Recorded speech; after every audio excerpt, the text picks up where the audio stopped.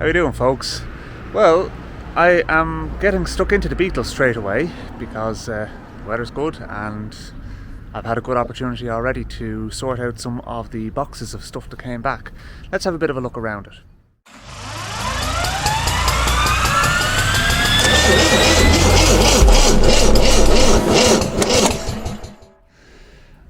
Without a shadow of a doubt, superficially it looks very, very good. I have to say I'm really happy with the choice of colour, but there are definitely some issues that are going to need to be sorted out. You can see my wife in the background.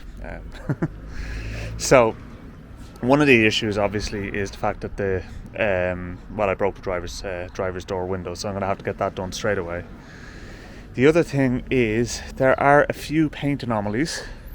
There's a little dent there that needs to be taken care of,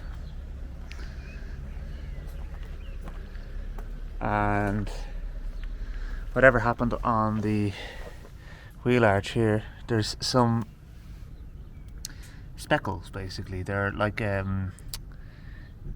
dimples essentially down to the primer, so obviously the paint is sunk into the primer or something. I'm not entirely sure how exactly that happened, but either way that needs to be addressed as well. And then this, I don't know what the hell happened there, but that obviously needs to be sorted out. So yeah, I mean, things like that aren't going to be acceptable. So this is something we're going to have to address in the future, but that's not going to stop me putting the car back together. Also, I'm just looking, the running board is up against the wing there. That's just going to cause that to get scratched. So we'll have to address that. To be honest with you, there's a certain level of the last few bits being rushed on this car. So this is one of the reasons why I'm glad to have it back in my care. I mean, look at the fucking headliner. I'm sorry, but holy Jesus. Yeah, you can hear my wife laughing in the background. What in the name of Jesus? That's the type of thing. Now we're going look, to be honest with you, I'm gonna get the car over to an auto trimmer after I've gotten it to the point where I can drive it and get that all addressed. But there's a lot of stuff I'm, miffed about, and that's the least of it, to be honest with you. I mean, what the hell? Anyway, let's start by putting the wiring harness in. Okay, so I have the wiring harness laid out on the grass, as you can see. So that's the front right of the car for the right hand lights, left hand lights. That's for the brake light switch. That goes into the dashboard, and then that continues the length of the car, goes in under the back seat. There's a separate harness then that goes in to the engine bay. Now that would originally have been one harness, but it's been cut at some point, so I've actually made it up with connectors instead of rejoining the cables, just for ease of installation and maintenance. So we have all of that, and then this little bundle of joy here goes in behind the dashboard. So there's plenty to do, and it's not all going to be done in one day. But let's start with feeding the front harness into underneath the bonnet, and we can go from there. Alright, so the trick here is to try and feed all of this harness in through this hole here, and then pick it up in underneath the bonnet and start to try and pull it through. When I have it all pulled through, then I'll put grommets on the holes to make sure that the wires don't get chafed. Not only does this have to function, but it has to be safe and it has to look presentable as well. So there's a bit in it. So to start at the beginning, just basically be methodical. If you're not the methodical type, maybe wiring is not for you.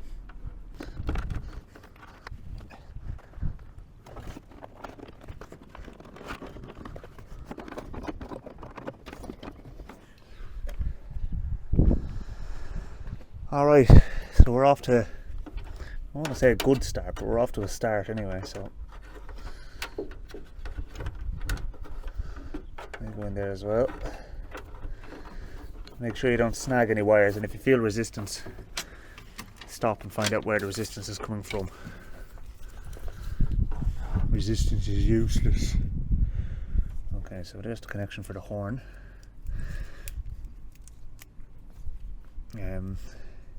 Once I have it in place, I'll probably go around a few of the places with a bit of tested tape just to tidy things up. For the moment, it's literally just wrapped in the original VW insulation protection. So,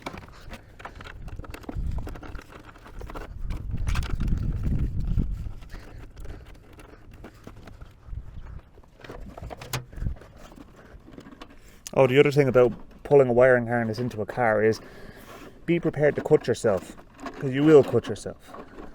There's always a jagged edge you didn't know about. Okay, so sometimes this is a two-person job and my wife is helping me here. You can say hello, Aoife.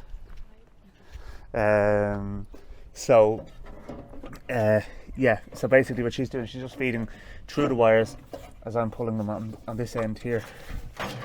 So, okay, you can feed a bit more through for me there, please. Okay, a bit more.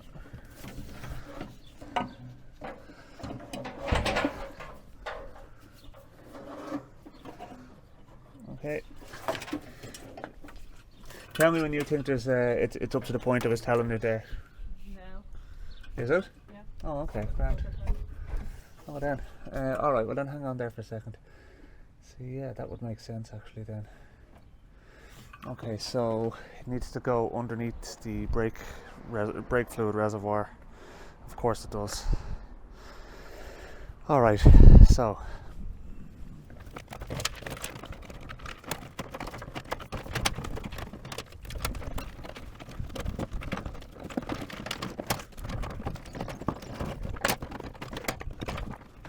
alright, so now we now have the wiring harness through into the engine bay. But that's not where the fun ends, because we also have the front headlights, the indicators and the horn all need to be connected up on the front of the car. So that's really the next thing. And to be honest with you, if I got that done today in itself, I'd be a very happy man. And then we can move on to the next step, which is the engine bay. And then basically the way I'm going to do it is I'm going to kind of have everything meet in the middle. So let's get all the wires put through to the correct position first of all, and then I can see if we need to feed a bit more through or how are we looking. I suppose now is a good time as well to maybe wrap some stuff up in tester tape, so I might do that as well. Okay, so I have the harness cleaned up a little bit there now and a bit of tester tape wrapped around where necessary, so it's looking a bit better. Look, these are going inside in the wheel arch. They're going to get gicky again in no time, but for the moment these will do absolutely fine. Just looking at the spade connectors covered in paint, so that's not going to really work either. Yeah, and what I'm going to have to do is take off the connectors for the actual headlight bulbs, because they won't pass through the inner wings. So that's the type of stuff I'm at here. So let's push on a little bit more. Yeah, we're not doing too bad here, folks. We have wiring in for both lights here now. Okay, it's not clipped down or anything like that yet, but we have they're for the indicators, and it's the same on the other side. And we've got headlights and side lights there, headlights and side lights here as well. And yeah, it's all looking pretty good as far as routing is concerned. So it comes around the front of the car. Begs the question, why the hell the wiring in this car used to come along behind the spare wheel. It's not supposed to go that way at all. So there is supposed to be a clip or some description there to hold the wiring in place. So what I'll probably do is I'll probably rivet in a couple of P-clips, and then we can at least kind of keep everything out of the way and safe and all of that, and neat. And you want it looking neat as well. The only thing I notice is, unfortunately, there isn't any provision in the standard wiring harness for a windscreen washer. So there's going to be a lot of stuff like that in this car. You know, there's going to be a lot of stuff like the front spotlights don't have wiring in this harness at all. There's going to be an electric fuel pump is going to need wiring put in. There's going to be a electric vacuum pump for the brake booster that I'm going to be installing. I haven't decided where I'm going to put the brake booster either. I'm thinking, well, on the other side there, because this side is going to have the windscreen washer bottle on. But I want to get the basic harness installed first of all, and then kind of go from there. But yeah, for the moment anyway, we're definitely making a bit of progress. So technically I could actually put the headlight yeah, I could put the headlights in now, you know that, and I think I might. But what I want to do is put a couple of grommets there so that the wires don't chafe first of all. So let me go and get my grommets. The connectors look like the face of Marvin, the paranoid android out of Hitchhiker's Guide to the Galaxy, don't they? Strange things to pop into your head when you're doing these type of jobs. Alright, I have I'm happy with the wiring that's been installed so far. As I said, there's still a few grommets to install and everything like that in there, but that seems to route along there nicely. And then that'll go up in there. That's wiring for the indicator on the left of the car, and then that'll go through grommet and then through the left wing, and then see the wiring goes up there. That is for our brake light switch, so we'll get that connected up at some point as well. And it goes down over there, and if you come around onto the passenger side, left side of the car in this instance, you'll see the wiring comes through here, up to here, across here, and down into an absolute mess down here. And that basically is where the fuse panel will go, and then there is a multi-plug for the dashboard wiring harness, and I have all of the fuse connections labelled and everything as well. And this grey one goes off down the back of the car, down underneath the back seat, and connects up with the engine bay harness and the rear harness for the car for the lights and all that sort of stuff. So there's quite a bit to do still, and I'm going to pick this up on another day, but through the miracle of editing, you'll never know. Oh, and along the way I have many little issues to contend with, which are just going to make my life difficult. There's a tab over here to hook onto the top part of the headlight, and on this side the tab is broken off, so more headaches. I'm trying to stay positive though, folks, to be honest with you, and along the way that might prove to be difficult at times. There's so much that's been done wrong on this car that, you know, it is really annoying me, to tell you the truth. So look, we'll persevere, and I'll try and get it to the standard I want it to be at. But I mean, look at, just have another look at that bloody headliner. Honest to Jesus. I mean, what world is that acceptable? The intention with this car was that I was actually going to get it back as a driving car. That's the gas thing about it. Now, before I get into anything else, before I continue to kind of rant about the work that's been done, before anybody asks, no, I will not name the person who did the work, simply because of the fact that I'm opening myself up to a world of libel and slander there that I really don't need, and I'm really unhappy with it. He's had my car for over 1.5 years, and this was supposed to be one-stop shop, you know, take the car in, do the work, get the body work all sorted out, and give it back to me as a serviceable car. I was not supposed to have to deal with all of this shite, you know. So to say that I'm unhappy is the understatement of the century. So, you know, look, we're going to leave the ranting to that, but I'm not going to mention names. And, you know, hopefully he puts right the few paint issues. But even if he does put the paint issues right, it was still supposed to be a completed car when I got it back. You know, it's nowhere near complete. It's a shell, essentially. It's a rolling shell. There's no brakes, there's no steering, the suspension needs work, there's no engine in it. I had to put the gearbox in, I had to overhaul the back brakes, I'm going to have to put the dashboard in, I'm going to have to put the wiring harness in. And that's before I even start building up the interior, and before I start trying to deal with the mess that is that headliner, the mess that is the carpet set that's not stuck down that was supposed to be. You know, that was on my snag list, so that was actually only recent that I had asked him to stuck down the carpets, and he didn't bother his hole. So yeah, anyway, that's kind of where we're at, you know. So yeah, I am annoyed, but we'll keep going, and I'll get this car the way I want it, because I have control now. Anyway, it's bright and early the following morning, and I am getting stuck back in, so let's see what we can get done now. Okay, so my thinking is this is going to be one of the most difficult harnesses to put into place. This is the one that goes over to the under the seat from the engine bay.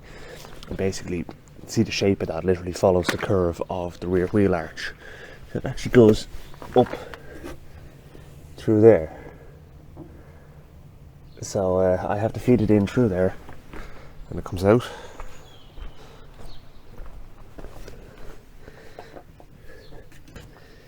In behind here, and down in through that hole. So I think that's going to be fun. What do you reckon? So let's try and get stuck in. I'm thinking what I'm going to do is I'm going to feed it from the engine bay into this section, but no idea if that's the right way of doing it or not. Actually no, because if I feed it that way, I should be able to get it out into the engine bay, and then I can just kind of poke the ends out through the hole, because you can get in put your hand down in there. This was all supposed to have had black shuts put in as well, and it didn't happen. So anyway, okay, so what I'm thinking I might do is I might wrap that up in insulation tape just to keep everything together while I feed it through, because otherwise it's just going to be a pain in the face. So I'll get some insulation tape or something anyway just to keep it all bundled, and then we'll have at it.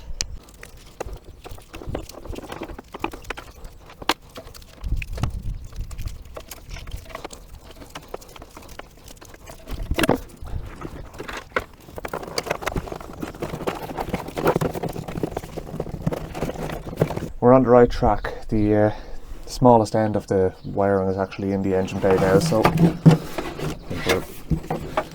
we might be doing alright here, folks.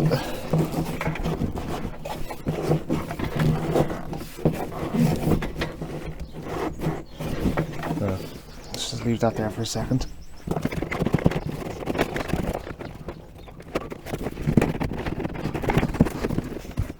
I think it's too bulky to get through this way for some reason because of that connector that I have on for the engine. There's like a multi-plug connector that wouldn't have originally been in the harness.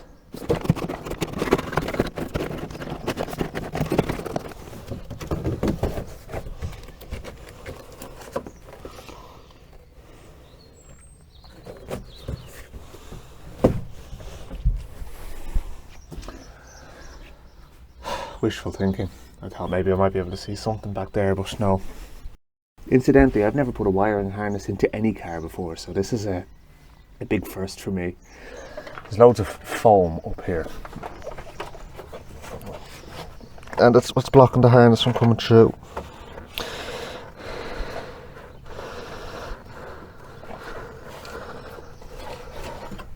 I can just about feel the end of it. Might be able to feed some through. Remember I told you about cutting yourself when you're doing this? This is where I'm going to cut myself. Haha, brilliant. Okay, we're in. Fantastic. Right, so that should basically be it now. So I'll just check the other end and see how we're looking. Okay, so now it's just a case of feeding this part of the harness down into that hole down there.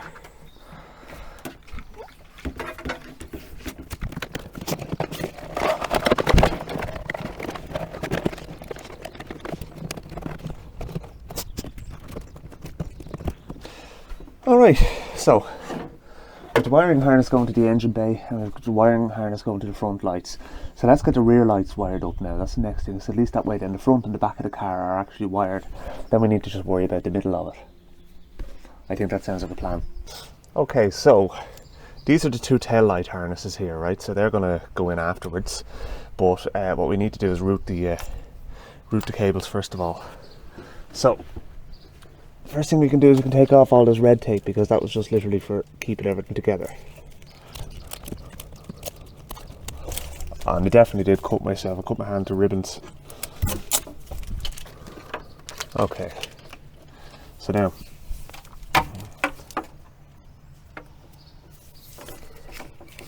tail lights right. So this goes up along here.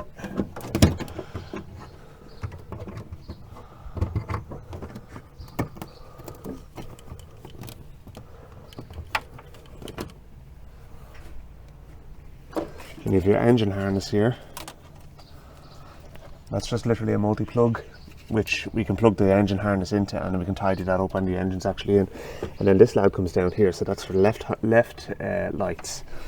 Then over here we have a little T-piece connector, and one side of that is for the number plate light, which we can also install. So let's just bend those guys into position just to keep everything in place now. Now, okay, so that's installed. Didn't put up as much of a fight as I expected it to tell you the truth. I am gonna have to consult my wiring diagram obviously for this, but for the moment we have this connection here, and that goes literally from, there are two holes suppose it's a matter of picking which one to use. I think there's a hole close to the back of the car, so I'll show you now. Come on in and have a look. If you have a look in the inner wing, and there you can see there's 2 holes. So we shall install this. Now I will put grommets on everything. What I do is often I actually cut one end of the grommet and then stick it on. They stay in place anyway, so it doesn't really matter. So let's see now.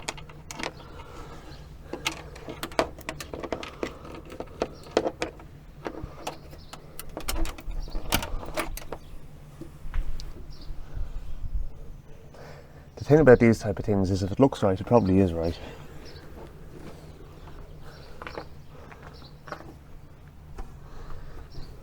So that's grand, so then that can go up there. And we'll do the same on the other side, and we can make our connections.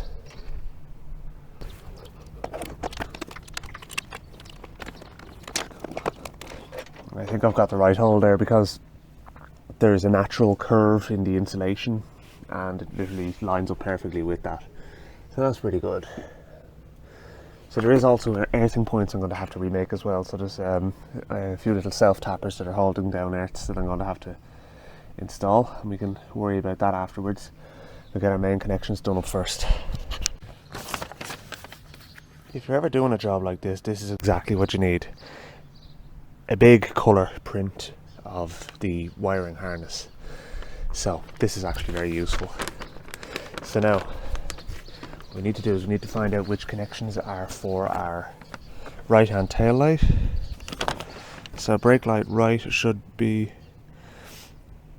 black and red. So we have black and red here, and let's have a look and see. And the red goes onto that.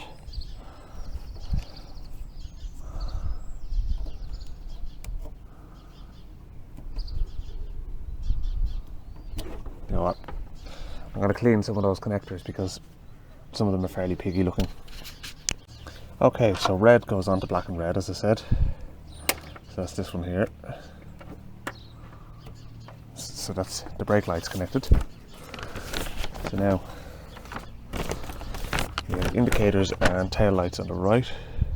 Rear right turn signal is going to be black and it goes on to black and green. Black goes to black and green. Okay. And there's a grey and brown is earth. So the grey is obviously going to go to the tail light, and then there's another connection for the number plate light. So we'll verify. Tail light right is grey going into the twin plug, which has grey and red, which is correct. And yeah, okay. So that now completes the voting from the Irish jury. So I'm going to take that off, and there's a little part there I can wrap some Tessa tape around just to tidy that up. Some of the tidying and checking I did, some of it I did on the floor, and then some of it I'm doing in the car. I know it's a strange way of doing it, but you know, you can kind of get a bit more stuck into it when you're installing it and you kind of have the time put aside. Kind of only got so far on the wiring harness before I had to kind of leave it. Now I still have a ring terminal which needs to go onto the body somewhere, so we'll sort that out afterwards, but let's get the left side done first of all. Okay, so I'm just connecting up the number plate light now. So that goes up along here. There is a place where you can put a cable tie up there. So we'll go there, and then I suppose still plenty of room for it to fit into the same retainer there. Okay, so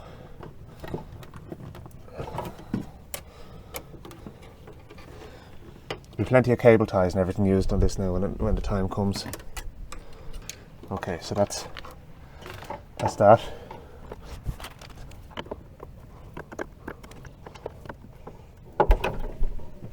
Now. Alright, okay, so that's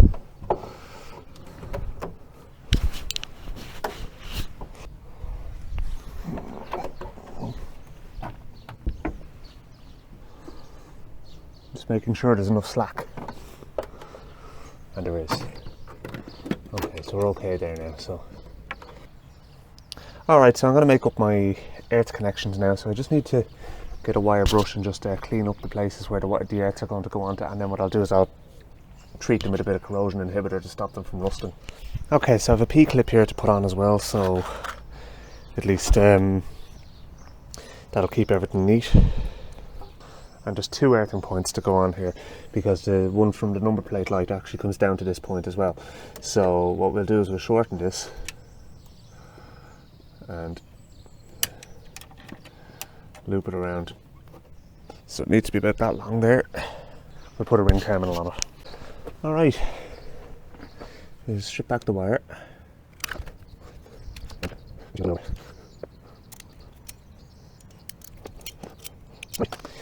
I didn't actually have any ring terminals left. I used the little fork type thing. It's fine, it'll be held underneath the P-clip anyway, so.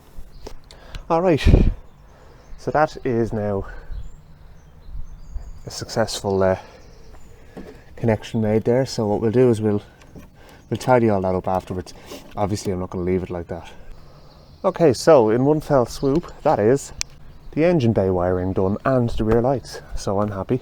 So now next thing to do is to have a look under the back seat because there is much delight in store for us in there.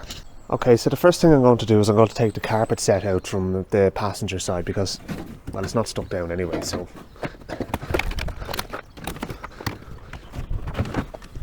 I honestly don't know how this wiring is supposed to be routed, so part of me thinks it's supposed to go down the centre and then part of me thinks it's supposed to go, and I hope this isn't the case, through this hole and then down through the heater channel.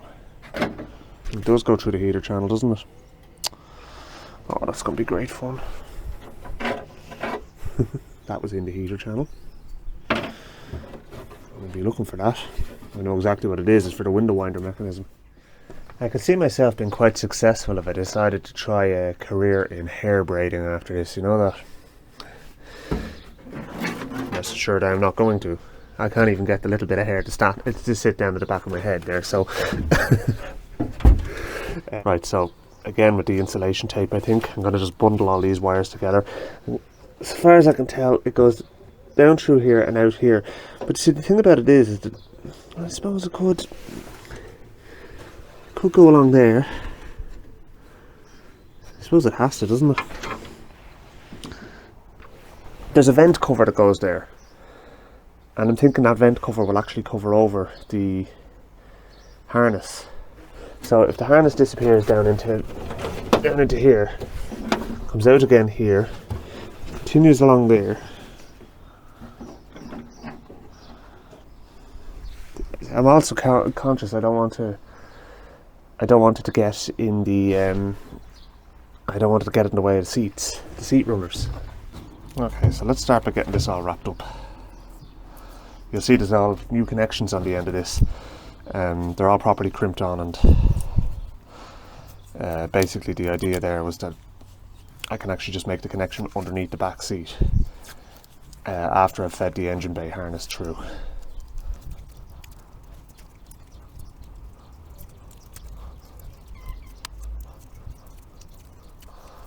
I got too mad on it, in fairness. I have to get it off again as well, so. Alright, so there we go. Right, so let's try and feed this through. I'm going by the principle that if it looks right, it probably is right here, so.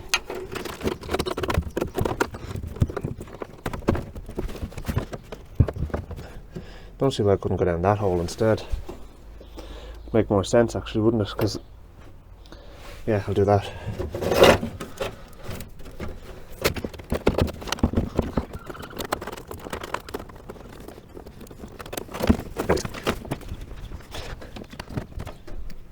course, if I hadn't said that, this might actually be going a bit better.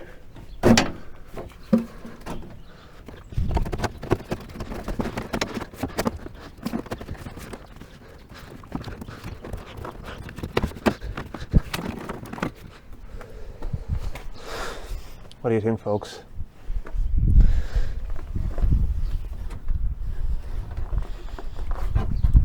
I'm not sure, but to be honest with you, it looks pretty decent at that. So that's going to be down behind carpet there,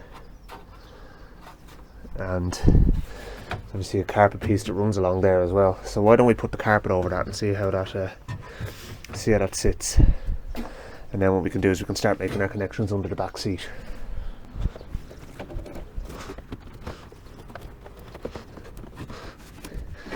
Yeah, you can feel that there was a bulge in the carpet there from the fact that the wiring harness used to go that way in the first instance. So that's right. Okay, good. I'm happy enough with that. So now, next thing is down here. Okay, you'd be forgiven for thinking that it looks like a bit of a bird's nest down here. You have basically the end of one harness and the beginning of another. Okay, so these would originally have been one harness, and there wouldn't have been this all these little connectors. So really, it's just a case of making the connections again. And once that's done, then that's pretty much it. And then what I'm going to do is I'm going to go on to installing the battery, which goes down here. So yeah, first thing I want to do though is I want to peel back some of the protective sleeving, because again, as I said, it's not meant to be like this, so they don't give provision for making connections. Anyway, I'll wrap it all up now afterwards and get it looking presentable and protected and all that. So spare wire there, that's not actually assigned to anything, it's just basically for the auxiliary components. Like I want to put a second fuse panel into this car for running any of the secondary components in it. Okay, so we basically have all the connections made here.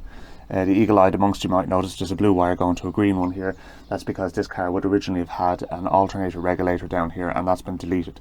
So that's the charging wire, and then that's going off to the alternator in the engine bay. So that's all good, and the rest of the connections are all made. And basically the next thing I want to do is I want to put the battery in, because yeah, that basically completes essentially what is going on under the back seat, aside from just kind of wrapping up things here and positioning the harness correctly. But the connections are made, and to be honest with you, it didn't take as long as I thought it would. It was actually pretty straightforward, because I had spent the time. And if you spend the time doing these type of things, you know, making sure that, you know, kind of everything is as it should be, then when it comes to actually installing it in the car, it should be a bit more straightforward. So yeah, so that's all that done.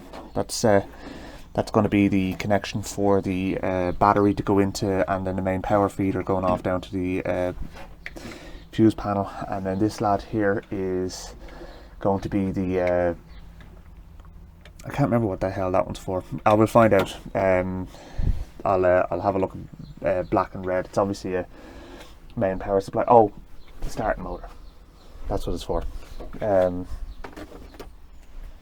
we go. It goes on here. So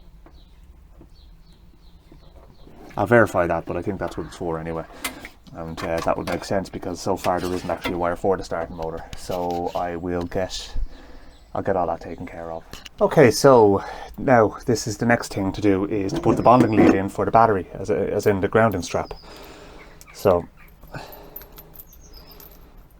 you'll wonder why I'm using a slightly longer bolt. The reason being is because there's actually a bonding lead I'm going to attach to the other side of it with a nut and washer that goes straight over to the gearbox, rather than it having to take a path through the body.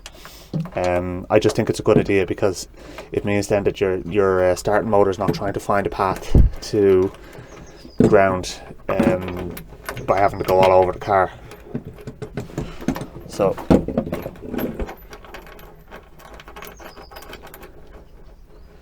tighten that up and put our bonding lead on outside.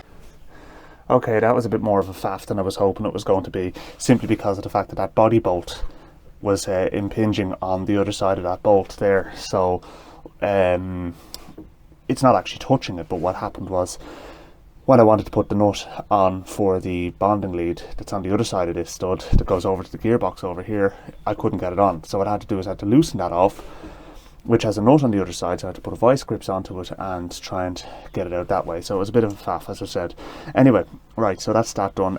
This is a kill switch basically, so you just undo that and it disconnects the ground of the battery. It's a very handy yoke to have actually, and when I had an electrical fault in this car many moons ago, that saved the car, so it's well worth having. I suggest you invest in one. Anyway, right, so next thing to do is to have a look at the fuse panel. I'm looking forward to that. Sorry, no, the next thing to do is actually to connect up the positive side of the battery. I'm kind of getting ahead of myself here. So that goes onto the starting motor. So I'll clean that up before we route it in, and then this goes over to the other side of the car, to the there's a large connector over there, and that's basically it. So let's start by cleaning that, because that's our main starter connector. Another thing I have on this car is a fuse holder, which takes a 60 amp fuse, and that's basically a master fuse for all of the electrics in the car, aside from the starting motor, main power feeder. But it basically provides an extra level of protection. So yeah, it's another worthwhile thing to have. And then this, I'm just going to put some insulation tape around for the moment, because we're not going to be using it just yet. Oh, I actually have some heat shrink on the end of it already, that's grand. Better again. But I will need to insulate. There is a connector over here for the starting motor. It's a spade connector, and there's no insulation around that, so obviously I'm going to need to put some heat shrink around that, so I'm going to do that now. Okay, so I need to put the interior light connection in, and I'd say that's going to be a bit of fun, because that has to go up through the pillar and right away up to the top. Fortunately enough, the absolutely gash job that was done on the headliner may actually be of benefit to me in this instance, but I'm not by any stretch of the imagination condoning it. Just a little bit of tape on that there first of all. Actually, some of the protection is split on it, so I'll get that first, and then we'll get stuck in. Alright, let the fun commence. Now, there are two holes that the wiring harness has been passing through here. There's one is here, which is where all the stuff goes into the bonnet, and then there is another one beside it, a smaller one, and I'm thinking that the smaller one is the one for the interior light connections. So we'll go with that. We'll go with that theory. I don't think I'm too far off the mark.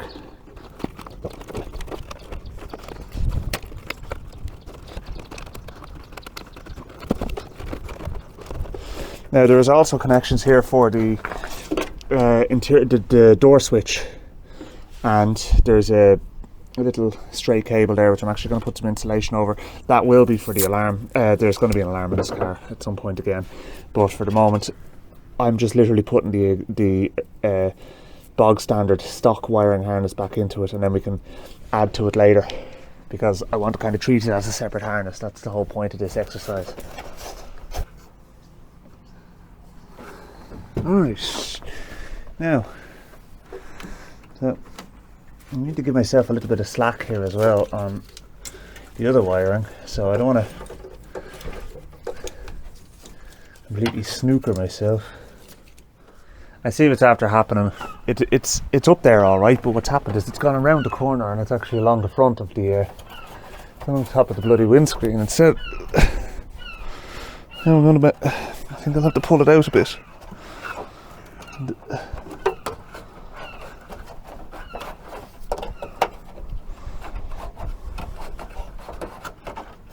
Ah, there we go. Ow! Okay, so I have a hold of it here now, so now I can just literally pull it along and put it into position. So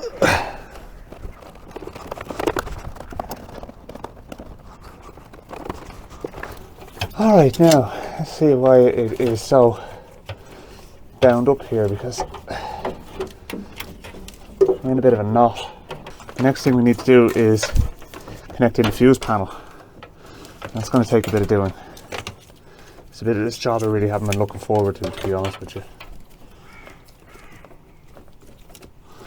Yeah, the interior light cable is wrapped around a lot of other, or interior light wire should I say, is wrapped around a whole lot of other wires here.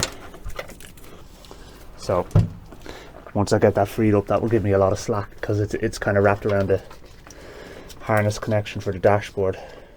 So I managed to free it up a little bit there at this end. So I've got a bit more slack, so that's looking pretty decent now at that. So now the next thing to do is to have a look at this fuse panel, as I said.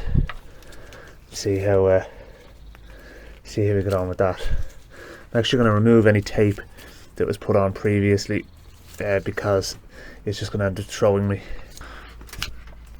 Okay, so that's the actual interior light connection is freed up altogether now, so that's great.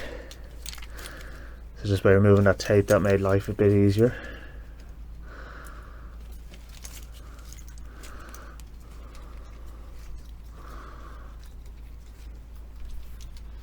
So leave those. So these are all your fuse panel connections, and this one here as well. So this will be our main power feeder into the fuse box, and then this is they're all labelled. So we have essentially it's 1 to 12 T or B, so top or bottom. So top, bottom. So that's basically how I have it done. So really it's just a case now of starting to plug things in and seeing how we get on. I'll do that later. So there's a ground connection there as well, so I don't need them, so I'm going to just push them out the door. I'm going to move you guys sideways over to the other side of the car, and I'm going to get myself set up here. Okay, so this is the dashboard wiring harness, and this literally has all of the bottom fuse supplies on it, or fuse connections on it, and then this has all of the top ones on it. So I'm going to start with this one, and then we will we'll work on the other ones afterwards. And I will need to clean up those earthing points because, as a standard operating procedure, they got painted. Need to get our glove box out of the way as well. So there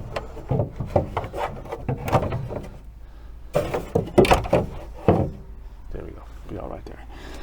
Okay, so now, right, so I'm going to try and fan them out in such a way that they are kind of going 1 to 12 quite easily. So there's number 1. Okay, so 1T, so that'll be this one here. I did clean the connectors on the fuse holders. That's 3T, so we can put that one on as well. I'll grab it.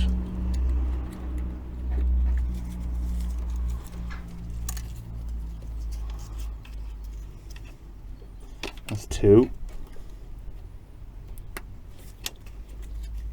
And on in a similar fashion. You get the gist.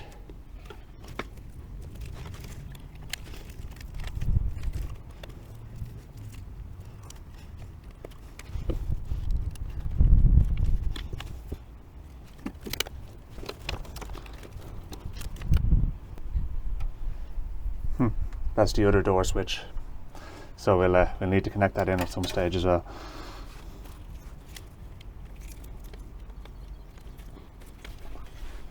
So as far as I can tell, there's actually very few connections going into this fuse box because of the fact that everything is so stripped out on it. Because that's basically all of those. That didn't take long at all. So now let's have a look at dashboard wiring harness, because this will be the next thing to go in. Actually, there's a couple of relay connections to go in as well. I just remembered. Headlight and indicator flasher. That's these lads here. I don't know what that wire sticking off it is for, but anyway, we'll find out if it doesn't work. It's probably a ground. I need to clean the pins on that as well. And I have the speedometer in that box as well, but we're not going to be putting that in today. The purposes of this exercise is not to install any of the kind of ancillaries. It's literally just to get the harness in. That's 9B. So 12, 11, 10, 9B. May as well put that on now as well.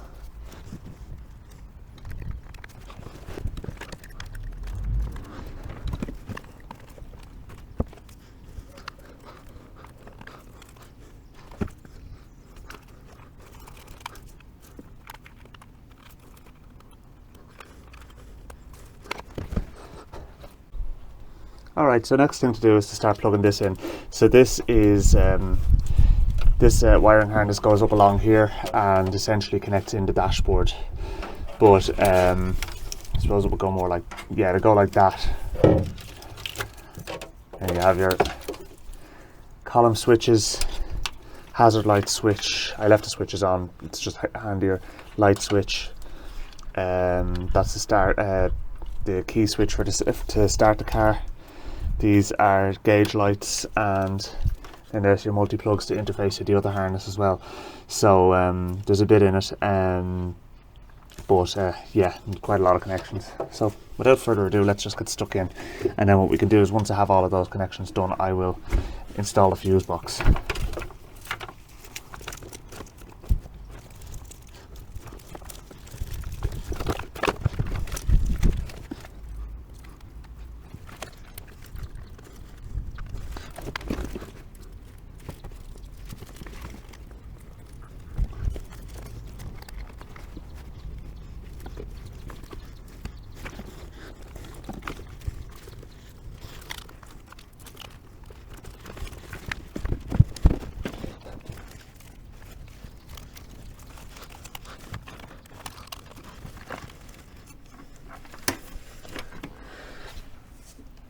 Very important to have your tongue at the right angle while you're doing this. It's a nod to the EEV blog, by the way. I love watching his videos. He's brilliant.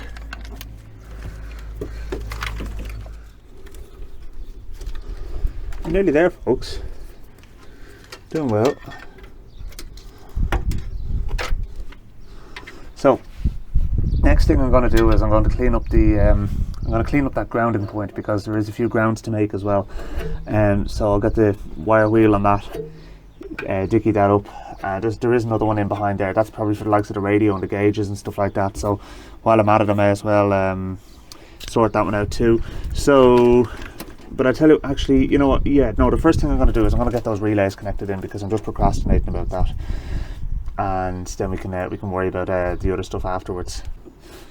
Okay, so there's the relay connections there, and these two lads here as well. So what I've done is I've made a little shadow board, essentially, just to show me where the relays are, because the problem is they actually label the relays on the bottom. I suppose it's not a major issue because of the fact that you can keep the relay out while you're wiring it up, but it's just for convenience. So let's see, this is relay 230. So that would be, let's see now, I need to feed that down through there.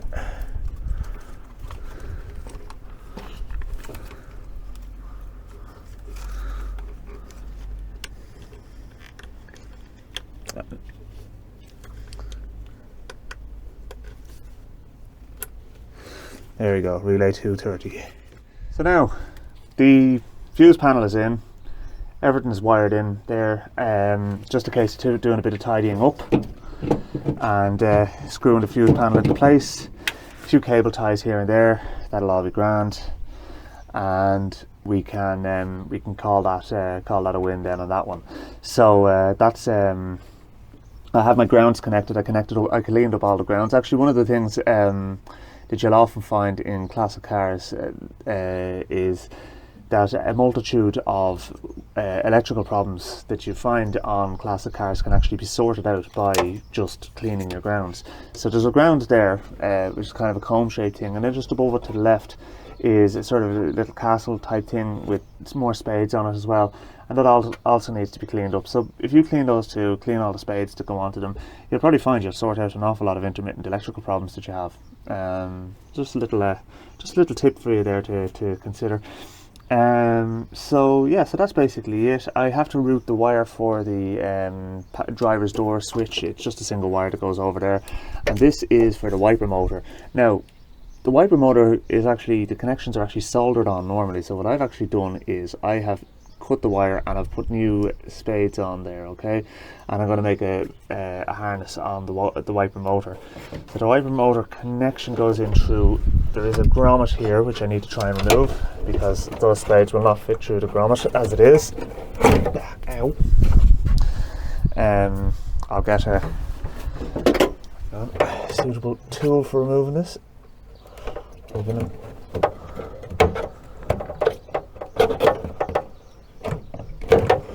okay, so there, that's gone into the wiper motor box, so I will retrieve that now. Okay, I've actually put a larger grommet in because I just cannot get the wires through that one that's there. So that's fair enough. Now there's going to be a fuse panel connection on this as well, so we'll have to connect that up as well. That's one of the reasons why I didn't install the fuse panel yet, is because I knew that was going to be the case. So these go in through for the motor.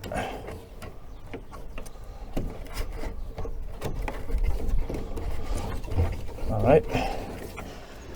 And then there's a ground. So we connect up a ground next. Ground can go down here onto this. That's that. And then this lad here that's fine, that's just an extension lead for the ground. No, sorry, I'm looking at the wrong one. This one here goes to 10T on the fuse panel, which is this lad here, and that's grand. And you'll see there's a relay here. Now the relay is actually because this car is fitted with intermittent wipers, and it's a mod I actually wanted to keep in place. So there's a separate switch, and those two spades will go onto that separate switch on the dashboard at a later stage. But for the moment, that's all done.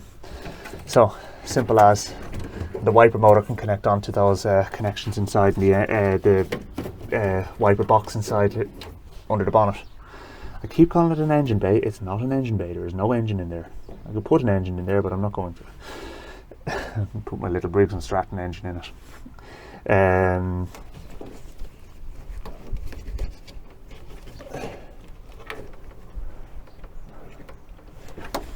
Okay.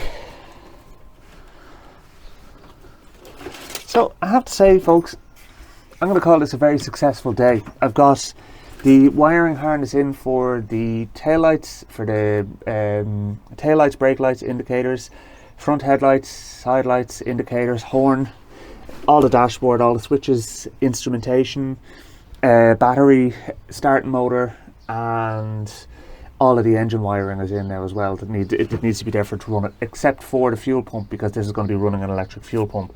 So I'm going to need to put a relay into this car at some point for an electric fuel pump, and I'll put the relay in underneath the under the bonnet, because that's where the fuel pump itself will be.